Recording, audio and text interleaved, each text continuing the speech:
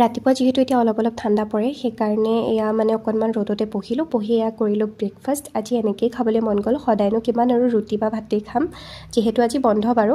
খাই বৈ এতিয়া মই কৰিবলৈ লৈছোঁ এছাইনমেণ্টৰ কাম, আৰু ডিঙিতে স্কাৰ্ফখন মাৰিয়ে লৈছোঁ মানে, যিহেতু মোৰ গাটো বৰ বিশেষ ভালো নহয়। আৰু তাৰপিছত ভাত পানী খালোঁ, খাই বৈ এয়া অকণমান মানে কাচৰা আছিলে পেলাবলৈতো এয়া পেলাইছোঁ।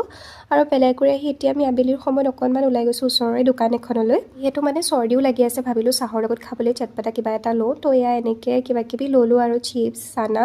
তো ধুনীয়াকৈ একাপ চাহ বনাই ৰুমত চাহ খালোঁ। তাৰপাছতে আকৌ সন্ধিয়া ওলাইছোঁ, বজাৰ কেইটামান আছিলে, উপায় নাই নগ'লেতো নহয়, নিজেই কৰিব লাগে যিহেতু সকলোখিনি।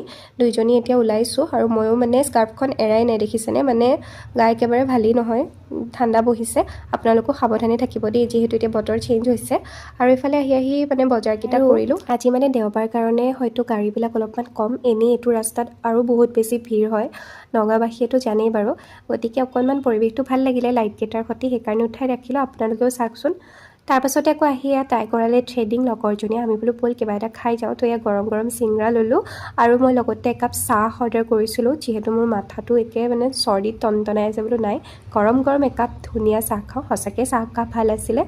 বাছ খাই কৰি আৰু বেছি দেৰি কৰি থকা নাই, আৰু আমি লগতে পৰঠা পেকিং কৰি লৈ আহিছোঁ। বোলো নাই আজি ৰাতিলৈ পৰঠাই খাম, আৰু কেইটামান চব্জিৰ বজাৰ কৰিছিলোঁ যে সেয়া দেখুৱালোঁ। আজিলৈ তেন্তে ইমানেই, বাই।